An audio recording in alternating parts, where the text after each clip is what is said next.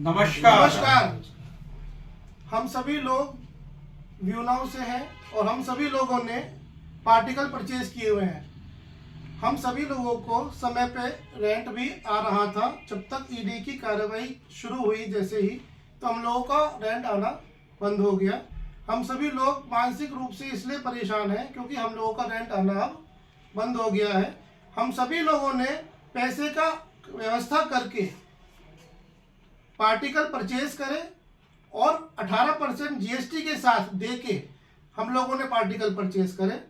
सरकार को उस पर जीएसटी भी गया है और मेरा ये अनुरोध है, हमें बार बार हम सभी लोग इसलिए परेशान हैं कि अनुरोध इसलिए कर रहे हैं कि हमें समय पे रेंट नहीं आ रहा है, हमें रेंट आना चाहिए। क्योंकि हम लोगों ने ईएमआई पे करनी है। अब आप ये समझें, हम लोगों ने ईएमआई देनी है, लोन पे पैसे उठा रखे हैं। किसी ने कहीं से अरेंजमेंट किया हुआ है, कहीं से अरेंजमेंट किया हुआ है। पैसा अगर हमें नहीं आया तो सभी लोग इतने ज़्यादा परेशान हो जाएंगे, सभी लोग मानसिक परेशान हो जाएंगे। कहीं ना कोई अनहोनी भी हो सकती है हम लोगों के साथ। ये जो पैसा लगाया है हम लोगों ने, ये इसलिए लगाया है क्योंकि हमें समय पे पैसा आता रहे। 13,500 करोड़ का गवर्नमेंट से जब एमओयू साइन हुआ है तो हम सबने देखा है और पूरे यूपी में data centre, as data centre लगने शुरू भी हो चुके हैं, जिसमें रोजगार भी सभी लोगों को मिलने वाला है। बहुत लोगों को रोजगार मिलेगा, उनकी रोजी रोटी भी चलेगी यहाँ से। तो मैं ये कहना चाह रहा हूँ, हम लोग इसलिए परेशान है सभी लोग क्योंकि रेंट आ नहीं रहा है। रेंट आना बहुत जरूरी है।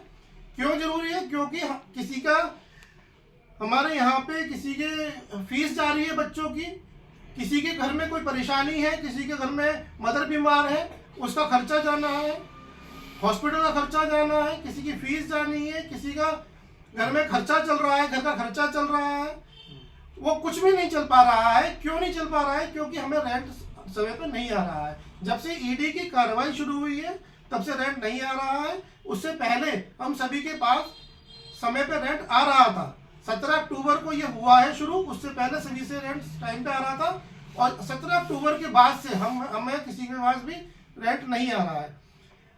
मेरी बार बार हाथ जोड़ के सभी ने निवेदन है प्रधानमंत्री जी से, हमारे उत्तर प्रदेश के हमारे चीफ मिनिस्टर साहब से, हमारे जो उच्च युक्त है, हमारे जो न्यायालय से, सभी से यह निवेदन है कि आप अपनी कार्रवाई जो भी आपको लगती है वो करते रहें।